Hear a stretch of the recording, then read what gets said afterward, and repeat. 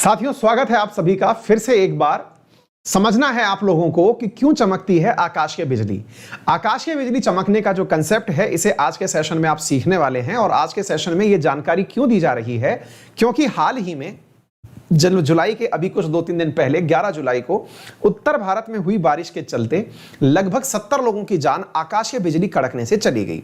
साथियों, हाल ही में आकाशीय बिजली के ऊपर एक एनुअल रिपोर्ट भी आई है, जो सेकंड एनुअल रिपोर्ट है। उस सेकंड एनुअल रिपोर्ट में यह पता चला कि सबसे ज्यादा भारत में जो बिजली कड़कने की घटनाएं देखी गई हैं, वो बिहार में देखी गई हैं, जिसमें एक साल के अंदर यानी 1 अप्रैल 2020 से लेकर 31 मार्च 2021 तक बिहार में बिजली कड़कने से 401 लोगों की जान गई। वहीं दूसरा नंबर उत्तर प्रदेश का था, जहां एक साल में बिजली कड़कने से 238 लोगों की जान चली गई। ठीक इसी प्रकार से साथियों, बिजली कड़कने के अंदर हाल ही में एक बड़ी संख्या में इजाफा भी देखा गया है। और इजाफा इस बात का है कि पूरे भारतवर्ष में बिजली कड़कने की घटनाओं में आकाशीय बिजली यानी लाइटनिंग स्टॉर्म्स जो हैं, इनकी संख्या में 34% इजाफा देखा गया है। अगर हम कुल संख्या की बात करें तो 1.38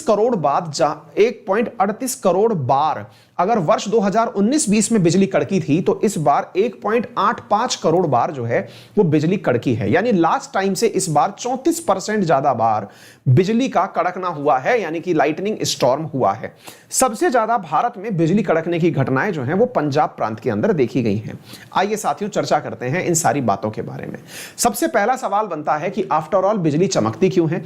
यह सवाल बहुत महत्वपूर्ण भी है, क्योंकि यह जीएस पेपर 1 के अंदर आपका कवर होता है, ज्योग्राफी का हिस्सा है और इंपॉर्टेंट जियोफिजिकल फिनोमिना के अंदर इसे काउंट किया जाता है। इस घटना को थोड़ा डिटेल में समझते हैं साथियों। इसके ऊपर हमने एक अभ्यास के लिए एक प्रश्न भी दिया है कि सबसे ज्यादा मौतें कहां पर हुई, तो आंसर है बिहार में हुई। हम समझना चाह रहे हैं कि बिजली आफ्टर ऑल क्यों चमकती है, तो इसके पीछे हम आपको कुछ तथ्यात्मक जानकारी देना चाहते हैं।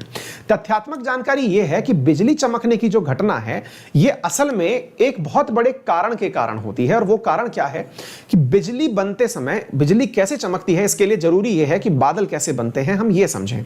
और बादल कैसे बनते हैं इसको समझने के लिए हमें थोड़ा सा बेसिक से नॉलेज की आवश्यकता होगी।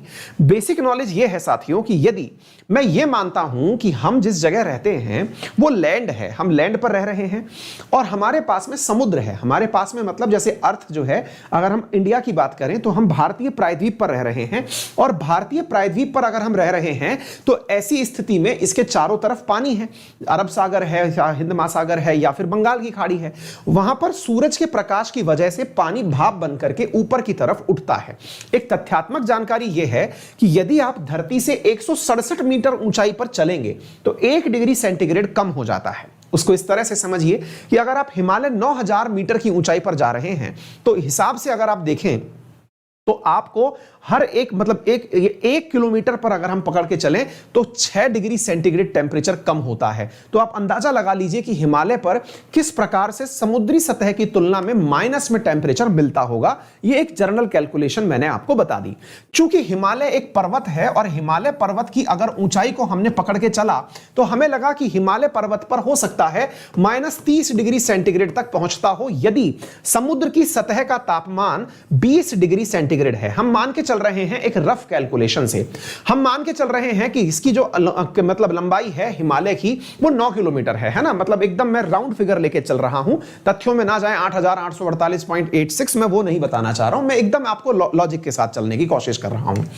अब हम क्या कहते हैं कि आप 9 किलोमीटर तक का तो तापमान देख लिए, लेकिन जो बादल होते हैं जो हमें ऊपर की तरफ दिखते हैं, सामान्यतया वो होते हैं 10 किलोमीटर से लेकर के 16 किलोमीटर ऊपर की तरफ। यानी पृथ्वी से 10 किलोमीटर से ऊपर 16 किलोमीटर तक बादल पाए जाते हैं। तो अगर हम तुलनात्मक रूप से चलें कि 1 किलोमीटर ऊपर चलने पर 6 डिग्री सेंटीग्रेड कम होता है, तो इस हिसाब से अगर हम चलते चले जाएं तो 10 किलोमीटर के ऊपर मतलब 60 डिग्री टेम्परेचर कम हो जाएगा। और 60 डिग्री टेम्परेचर अगर कम होगा तो ये जो 20 डिग्री सेंटीग्रेड वाला टेंपरेचर है, ये यहां पहुंचते हुए -60 डिग्री मतलब -40 डिग्री सेंटीग्रेड तक पहुंच जाना चाहिए।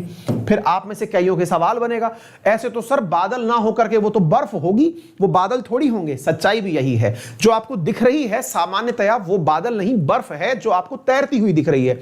फिर आप पूछेंगे अच्छा तो हमको जो उड़ता हुआ दिख रहा है वो बर्फ है, फिर वो गिर क्यों नहीं जाती? अरे भैया वो गिरती ही तो है, जब ही तो आप उसे बारिश कहते हैं। अच्छा, वो गिरती है इसलिए हम उसे बारिश कहते हैं, और नहीं तो क्या। तो भाई वो जो बादल आपको दिख रहे हैं उसमें वेपर, जो समुद्र से उठी हुई वेपर थी, वो अब जाकर के बूंदे के रूप में नहीं है, ऊपर पानी नहीं चल रहा है, ऊपर चल रही हैं बूंदें। कौन सी बूंदें हैं? वो बर्फीली हवा है, बर्फ है वो जो तैर रही है ऊपर की तरफ। बोले अच्छा ऐसे सीन है क्या? हमने कहा हाँ। तो बोले सर एक बात बताइए, जो पानी यहां से गया, मैंने कहा बिल्कुल था। बोले ये पानी जब यहां से ऊपर की तरफ उठा होगा तो इसके ऊपर उठने के कारण यहां पर इसने अपने भीतर का तापमान तो निकाला होगा और खुद बर्फ में बदला होगा। मैंने कहा बिल्कुल बदला है। तो बोले सर इसका मतलब बादलों के पास में एक ऐसी एनर्जी है जो जमीन से उठकर ऊपर गई है। मैंने कहा बिल्कुल सही है। तो अगर ऐसी बात है तो अब आप इस दृश्य को देखें। कौन सा दृश्य है? जरा आप इसे नोटिस करें। समुद्र से उठकर के अगर पानी ऊपर की तरफ गया है तो होता यह है साथियों सामान्यतया कि पानी के ऊपर जाने पर यहां पर मतलब जो वेपर गई है ना, उसके साथ जो एनर्जी गई, वो एनर्जी यहां निकलना शुरू हुई बादलों के पास में, और एनर्जी निकल करके वहां बर्फ बनना शुरू हुई। वो जो एनर्जी निकली ना साथियों, और उसके निकलने के बाद जो बर्फ बनी, वो बर्फ से टकराई। अब ध्यान से सुनना, वो क्या हुआ? वो जो बर्फ है, क्योंकि नीचे से लगातार नए बादल आ रहे हैं और ऊपर की तरफ बादल बन चुके हैं। नीचे से जो नए बादल आ रहे हैं वो असल में है क्या? वो बर्फ है। ऊपर ऑलरेडी बर्फ है, तो नीचे से ऊपर की जो बर्फ है ये लगातार टकरा रही है, और टकराने में घर्षण हो रहा है। घर्षण से इलेक्ट्रॉन बाहर निकल रहे हैं। क्या बाहर निकल रहे हैं? इलेक्ट्रॉन बाहर निकल रहे हैं। आप कहेंगे अरे सर आप तो कहने वाले हो कि घर्षण से लाइट पैदा होने वाली है, बिजली पैदा होने वाली है। नहीं, मैं ये नहीं कहने वाला। मैं तो केवल ये कह रहा हूं घर्षण से इलेक्ट्रॉन निकल रहे हैं। आसानी सी बात है। बचपन में आपने बहुत सारे लोगों ने यह प्रयोग किया होगा कि अगर हम इसको लगातार यूं घिस करके देखें फिर अपने ऊपर देखते हैं तो बाल उठ जाते हैं। आपने वो प्रयोग तो सबने किया होगा कि हम किसी भी चीज को अगर बहुत ज्यादा रब करते हैं तो उस पर आयनाइजेशन हो जाता है, और फिर हम स्किन पर लगाएं तो वो फिर हाथ की उंगलियों को वो खाल के बालों को खड़ा कर देता है, आयनाइज हो जाती है चीजें। एग्जैक्टली यहां पर भी ऐसा है। यहां पर क्या है कि ये वाला जो पानी की बूंद ऊपर गई है ये दूसरी बूंद से टकरा रही है। टकराने से क्या हो रहा है साथियों? टकराने से यहां पर इलेक्ट्रॉन निकल रहे हैं। अब इलेक्ट्रॉनों की कहानी समझिए। जब ये इलेक्ट्रॉन निकलने शुरू हुए तो नीचे की तरफ, क्योंकि टकरान तो नीचे ही हो रही है, तो नीचे की तरफ तो इलेक्ट्रॉन इकट्ठे हो गए और ऊपर की तरफ बिना इलेक्ट्रॉन वाली बर्फ रह गई। तो ऊपर प्लस नीचे इलेक्ट्रॉन हो गए। अब क्या होता है? ऐसे ही आपने एक बादल की कहानी इधर देखी, दूसरे बादल की कहानी यहां देखिए। एक प्लस और इलेक्ट्रॉन का यहां पर एक बादल झुंड बन जाता है। चूंकि बड़ी मात्रा में बादलों ने यहां पर बनकर के एनर्जी भी रिलीज करी है, क्योंकि खुद तो बर्फ बदले थे और इनके पास एनर्जी भी थी जो कि इनकी इनहेरेंट एनर्जी थी। तो ये जो प्लस माइनस बनाना साथियों, तो आपको साइंस का एक विशुद्ध मतलब आसान भाषा में एक कंसेप्ट सिखा देते हैं कि जो बिजली का प्रवाह होता है वो हमेशा इलेक्ट्रॉन के चलने से ही होता है। तो हमने अभी क्या देखा कि जो बादल के निर्माण की प्रक्रिया थी, इसके अंदर नए बादलों का बनना, नए बादल असल में नई बर्फ का बनना, पुरानी बर्फ से टकराना, टकराने से इलेक्ट्रॉन का बनना, और इलेक्ट्रॉन हमेशा किस तरफ भागता है? धनात्मक आवेश की तरफ। तो ऋण जो है वो धन की तरफ भाग रहा है और उस वजह से विद्युत का प्रवाह हो रहा है। तो एक बादल से दूसरे बादल में साथियों क्या हो रहा है? एक बादल से दूसरे बादल में इलेक्ट्रॉनों का आवागमन हो रहा है, जिसकी वजह से बिजली चमकती हुई दिख रही है। तो आप जरा इसे देखें, हुआ क्या साथियों? अगर आपको मैं ये दृश्य दिखाऊं तो इसमें आप क्या देख पा रहे हैं कि एक बादल से दूसरे बादल की तरफ इलेक्ट्रॉनों की जो है वो आवागमन हो रहा है। ऐसी स्थिति में अब पूछेंगे फिर बारिश कैसे होती है? भाई बारिश ऐसे होती है जब बर्फ भारी हो गई तो नीचे गिरेगी ही, बर्फ नीचे गिरेगी तो बूंदें पड़ जाएंगी, तो बूंदें गिर ही रही हैं। फिर सर एक बात बताइए, फिर ये कितने प्रकार की बिजली होती है? मैंने कहा 3 प्रकार की हो गई। कौन सी हो गई? मैंने कहा देखो, अगर आपने डायग्राम देखा तो एक बिजली तो ये होगी जो इन दोनों में ऊपर नीचे चलेगी, प्लस माइनस के बीच में। इसे तो कहते हैं इंट्रा क्लाउड यानी क्लाउड के भीतर वाली ही हो गई। दूसरी वाली बिजली कौन सी है साथियों? दूसरी वाली है एक क्लाउड से दूसरे क्लाउड की तरफ जाने वाली। ये रही एक क्लाउड से दूसरे क्लाउड की तरफ जाने वाली। इसे क्या कहा गया? Inter cloud. क्या कहा गया? Inter cloud. तो 2 हो गई। देखिए, एक हो गया इंट्रा, अपने अपने में ही चलने वाला, दूसरा एक क्लाउड से दूसरे में जाने वाला, इंटर क्लाउड। तीसरा हो गया क्लाउड से अर्थ की तरफ जाने वाला, यानी क्लाउड टू अर्थ। तो जो लोग मरते हैं वो किससे मरते हैं? क्लाउड टू अर्थ से मरते हैं। अब आपके दिमाग में एक सवाल आएगा, बोले सर एक बात बताइए, फिर लोग जो हैं, मतलब ये लाइट अर्थ पर कैसे आई? मैंने कहा बहुत बढ़िया। मैंने कहा बेटा बिजली का कभी आपने तार पकड़ लिया हो तो आपने तार पकड़ के नोटिस किया हो तो आपको करंट क्यों आता है? अगर आपने ये सीखा हो तो आपको ये भी समझ में आ जाएगा। बोले बताइए सर करंट क्यों आता है? बेटा असल में बिजली को क्या है, अपना सर्किट पूरा करना होता है। सर्किट पूरा करने का मतलब यह है कि इलेक्ट्रॉन्स कहीं और नहीं जाते तो सीधे अर्थ में चले जाते हैं। यही कारण है कि हम सामान्यतया अर्थिंग करते हैं। अर्थिंग आप देखिएगा आपके घर में भी अर्थिंग वायर होगा, अर्थ का वायर होगा एक, यानी एक्स्ट्रा इलेक्ट्रॉन्स जो हैं वो सीधे पृथ्वी में डाल दिए जाते हैं। तो होता क्या है, अगर कहीं पर नंगे तार पर कहीं भी इलेक्ट्रॉन प्रवाहित हो रहे हैं तो तार से जैसे ही आपने उसे छूने से आपको वो जो बिजली है वो आपके पैरों के माध्यम से जमीन में चली गई, आप रास्ता बन गए बिजली का, इसलिए आपको झटके लगे। क्या कारण है कि हम जब रबड़ की चप्पल पहन लेते हैं तो हमें बिजली के झटके नहीं आते? हमारा सबसे बड़ा कारण यह है कि ये जो बिजली चमक करके आ रही थी ना, ये हम में से पास होकर नीचे नहीं गई। हम में से पास होकर नीचे नहीं गई तो हमारे कारण से बिजली का ट्रांसफर नहीं हो पाया, हमें लाइट का झटका नहीं लगा।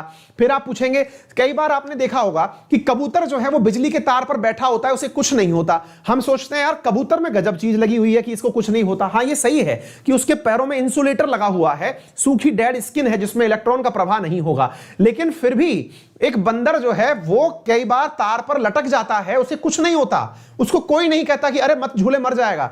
लेकिन कई जगह आपने ऐसा भी देखा है कि बंदर मर भी जाते हैं। ये दोनों घटनाएं कैसी होती हैं? रीजन है साथियों, जब हमारे तार में से लाइट प्रवाहित होती है ना तो एक तो तार यहां पर चलता है जिसमें इलेक्ट्रिसिटी होती है ना, दूसरा तार यहां पर और चलता है जिसमें अर्थिंग होती है, अर्थ का वायर भी होता है। यदि कोई भी व्यक्ति इन दोनों वायर को एक साथ पकड़ ले तो फिर से देखिए चार्ज अर्थ तक पहुंचेगा और चार्ज अर्थ तक सर्किट पूरी हो गई और व्यक्ति वहीं भस्म हो गया। यानी अगर आप भी कभी तारों पर झूल गए तो एक तार पर लटका हुआ व्यक्ति को कुछ नहीं होगा, दो तार अगर बैलेंस बनाने के लिए पकड़ लिए तो गेम हो जाएगा। आगे बात समझ में? हालांकि ये प्रयोग ना करें, बहुत सारी एरर इन प्रयोगों में है। मैं एक आदर्श कंडीशन आपको बता रहा हूं। तो करंट क्यों आता है, करंट क्यों नहीं आता है, यह बताया। फिर आप पूछेंगे सर सामान्यतः पेड़ों पर ही बिजली क्यों पड़ती है, सामान्यतः ऊंची जगह पर ही बिजली क्यों पड़ती है? तो बेटा वो जो इंटर क्लाउड और इंट्रा क्लाउड वाली बात मैंने आपको बताई ना, अगर वो झटका वहां से चला और उसे कोई नजदीक ऐसी चीज दिख गई, उस इलेक्ट्रॉन को धनात्मक आवेश कहीं ऐसा दिख गया जो अर्थ तक पहुंचने में उसकी मजबूती करेगा। यही कारण है कि जो खेत में इकलौते खड़े हुए पेड़ होते हैं, बड़े बड़े पेड़ जो होते हैं, उन पेड़ों पर बिजली गिरती है। क्यों गिरती है? क्योंकि पेड़ जो होता है उस अर्थ की लाइट को यह लगा कि इसके माध्यम से मैं टकराऊंगी और जमीन पर पहुंच जाऊंगी, अंदर घुस जाऊंगी, बड़े पेड़ों में। दूसरा, ऊंचाई पर स्थित बिल्डिंग्स में क्यों होती है बिजली? बहुत ऊंची बिल्डिंग्स के ऊपर बिजलियां बहुत कड़कती हैं। रीजन क्या है? अभी देखिए हाल ही में मैं आपको बताऊं, द्वारकाधीश का टेंपल है साथियों गुजरात के अंदर, वहां पर बिजली कड़की और वहां का ध्वज जो है वो मतलब खराब हो गया। कारण यह है ऊंचाई पर स्थित जो जगह है वहां पर बिजली आएगी, क्योंकि वो बिजली अर्थ में जाना चाहती है, उसको रूट चाहिए, वो रूट में आती। तो बचने का तरीका क्या है? तो भैया या तो आपने जो वायर लगा रखा है उसको अर्थिंग कर दो, यानी कि आपकी बिल्डिंग में होकर बिजली ना जाए, वो सीधा रास्ता पकड़ के दूसरे तार से अंदर चली जाए। इसलिए देखना आपके घर में अर्थिंग वायर लगा होता है, एक ऐसा लोहे का खंभा का घर में लगा होता है, नहीं लगा हुआ है तो अपने इलेक्ट्रीशियन से कह के लगवाइए, बहुत जरूरी चीज होती है। अच्छा, तीसरी बड़ी चीज है ना, इंटरेस्टिंग बातें आपको पता चली। अब आपके दिमाग में एक सवाल और बनेगा कि सर ठीक बात है, हमने ये बात तो समझ में आ गई कि बिजली क्यों गिरती है, कहां गिरती है, समझ में आ गया। सर दुनिया में सबसे ज्यादा बिजली कहां गिरती है? साथियों एक जगह है और उस जगह का नाम है वेनेजुएला। वेनेजुएला के अंदर एक झील है, उसका नाम है मराकाइबो। साथियों हद तो यह है कि मराकाइबो में एक दिन में 28 बार बिजली गिरती है। मराकाइबो के पास एक वाटरफॉल है, उसके ऊपर 28 बार बिजली गिरती है एक ही दिन में, और 260 बार बिजली गड़गड़ाहट होती है एक दिन में, प्रतिदिन के हिसाब से। इक्वेटर के नजदीक पड़ती है मराकाइबो लेक। और साथियों इस वजह से मराकाइबो झील वही झील है साथियों जिसमें दुनिया का सबसे ज्यादा तेल पाया जाता है। साथियों इतनी ज्यादा बिजली गिरती है कि दूर से देखने पर ऐसा लगता है कि यह झील है और इस झील के आगे मुकुट लगा हुआ है, इसलिए उसे बेकन ऑफ वेनेजुएला भी कहते हैं, बेकन ऑफ मराकाइबो भी कहते हैं, जहां पर इतनी ज्यादा बिजली गिरती है वेनेजुएला के अंदर। अच्छा, फिर आप एक सवाल और पूछेंगे, सर एक बात बताइए, अगर ये सारी बातें सही हैं कि बिजली गिरने से ये सब होता है, इससे बचने का कोई तरीका है? मैंने कहा जी हां, इससे बचने का तरीका है कि आप अर्थिंग कर दीजिए। तो उम्मीद है मेरे सभी साथियों को बहुत जबरदस्त तरीके से ये बात समझ में आ गई होगी कि बिजली क्यों चमकती है। एक आखिरी सवाल और समझ लीजिए, और वो क्या है साथियों, यदि आप पूछेंगे सर इन दिनों बिजली चमकने की घटनाएं क्यों बढ़ी हैं, मतलब आप बता रहे हैं 34% तक बिजली चमकने की घटना इंक्रीज हो गई, ऐसा क्यों हुआ है? इसके पीछे का रीजन और समझ लीजिए साथियों। अगर 1 डिग्री टेंपरेचर जमीन का तापमान बढ़ता है, समझिएगा, औसत तापमान यदि 1 डिग्री सेंटीग्रेड बढ़ता है तो आप अंदाजा लगाइए कि 1 डिग्री बढ़ने से अब मतलब आयनाइजेशन और ज्यादा होगा, यानी वेपर ज्यादा बनेगी, ज्यादा भाप बनेगी, ज्यादा ऊर्जा ऊपर लेकर के जाएगी, और ज्यादा ऊर्जा ऊपर जाएगी तो ज्यादा ऊर्जा निकलेगी भी, और ज्यादा ऊर्जा निकलेगी तो वो इलेक्ट्रॉनों और प्रोटॉनों को आपस में टकराएगी और बिजली बनेगी। तो ये समझ जाइए, ज्यादा बिजली चमकना अपने आप में भी एक प्राकृतिक घटना है। और यदि मैं आपको रिपोर्ट के आधार पर बताऊं तो दुनिया में सबसे ज्यादा नेचुरल कैलेमिटीज जो इन दिनों हो रही हैं, विशेष रूप से भारत के अंदर अगर मैं बताऊं तो नेचुरल कैलेमिटी, प्राकृतिक आपदाओं में बिजली कड़कने का नंबर 1 स्थान है, जिसने सबसे ज्यादा लोगों की जान ली है। और साथियों यह भी जान लीजिएगा, प्राकृतिक रूप से पर्यावरण अगर अशुद्ध हुआ, यानी टेंपरेचर अर्थ का बढ़ा, तो बिजली चमकने की घटनाएं निरंतर बढ़ती चली जाएंगी। उम्मीद है आप सभी साथियों को बेहतरीन तरीके से यह बात समझ में आ गई होगी। अगर पहली बार यह जानकारी समझ में आई है ना, वीडियो को लाइक जरूर कर देना, सेशन को शेयर जरूर करना, और हां, रोजाना होने वाली 10 बजे की स्पेशल क्लास को पढ़ना मत भूलना। आज उसमें नेशनल पार्क आपको पढ़ाऊंगा, ठीक है? तो ये बहुत बड़ा कंसेप्ट है, आपने मेरे साथ में ये सीख लिया है। सारी जानकारी आपको मेरे टेलीग्राम चैनल अंकित अवस्थी सर पर आपको प्राप्त भी हो जाएगी। चलिए आगे बढ़ते हैं साथियों अगले प्रश्न की तरफ। ये मैंने आपको सारी जानकारी दे दी। ये है लेक मराकाइबो, जो कि वेनेजुएला के अंदर है। ये मैंने आपको बता दिया। बिजली कड़कने की घटना यहां पर होती है, लाइटनिंग स्टॉर्म यहां पर आते हैं। भारत के अंदर मौसम विज्ञान इसके बारे में जानकारियां सारी देता है। ये सारे फैक्ट एंड फिगर्स मैंने आपको बता दिए हैं। एनुअल लाइटनिंग रिपोर्ट हाल ही में आई है, और एनुअल लाइटनिंग रिपोर्ट में सबसे ज्यादा जो लाइटनिंग हुई है वो कहां पर हुई है? वो बिहार में हुई है। नंबर 2 पर उत्तर प्रदेश, नंबर 3 पर मध्य प्रदेश हुआ है, और नंबर 4 पर उड़ीसा हुआ है, जहां पर सबसे ज्यादा लोगों की मौत बिजली चमकने से हुई है। आगे बढ़ते हैं साथियों, क्योंकि यह खबर हमने इसलिए भी पढ़ाई क्योंकि हाल ही में राजस्थान के जयपुर में बिजली कड़कने से एक ही स्थान पर 16 लोगों की जान चली है। मेरे साथ अनअकैडमी पर जुड़ करके पढ़ना, लाइव सेशन हो, टेस्ट सीरीज हो, या फिर कोई भी डाउट क्लियरिंग सेशन पढ़ना चाहते हो, स्टैटिक जीके के अंदर अगर आप मेरे साथ पढ़ना चाहते हैं तो मेरा एक स्टैटिक जीके का बैच चल रहा है एसएससी के अंदर, जहां मैं इकोनॉमिक्स पढ़ाऊंगा। अभी 9 बजे क्लास है, आप उस क्लास को रिकॉर्डेड भी देख सकते हैं, लाइव भी देख सकते हैं। बहुत डिटेल सेशन है, बहुत सारी डिटेल में जानकारी आपको मिलेगी। इसके बाद मॉडर्न हिस्ट्री आ रही है, और उसके साथ साथ फिर आपको ज्योग्राफी, पॉलिटी, सब चीजें वापस मिलेंगी, आप उन्हें डिटेल में पढ़ पाएंगे। फिलहाल के लिए इतना ही। यदि आप चाहते हैं मेरे साथ स्पेशल क्लास पढ़ना, तो आज free of cost special class में आपको पढ़ाया जा रहा है मेरे द्वारा टाइगर रिजर्व्स, तो उन्हें जरूर देखने आइएगा। यदि आप किसी भी प्रकार का कोई सब्सक्रिप्शन लेना चाहें तो अनअकैडमी पर मेरा रेफरल कोड अंकित 10 यूज कर सकते हैं। सब्सक्रिप्शन लेने के लिए गूगल प्ले स्टोर से अपने मोबाइल में अनअकैडमी लर्नर ऐप इंस्टॉल करें, मोबाइल नंबर से रजिस्टर करें, अंकित 10 रेफरल कोड यूज करते हुए फीस पर 10% का डिस्काउंट प्राप्त कर लें। इस क्लास की पूरी पीडीएफ आपको मेरे टेलीग्राम चैनल अंकित अवस्थी सर पर मिल जाएगी। यदि आपको किसी भी प्रकार की असुविधा होती है तो इसके डिस्क्रिप्शन में हमसे संपर्क करने की जानकारी दी हुई है, आप वहां से हमसे संपर्क भी कर सकते हैं। आपका समय शुभ हो, बड़ों का सम्मान करें, छोटों को प्यार दें, अपना व्यक्तित्व इस प्रकार से विकसित करें कि महिलाएं आपके साथ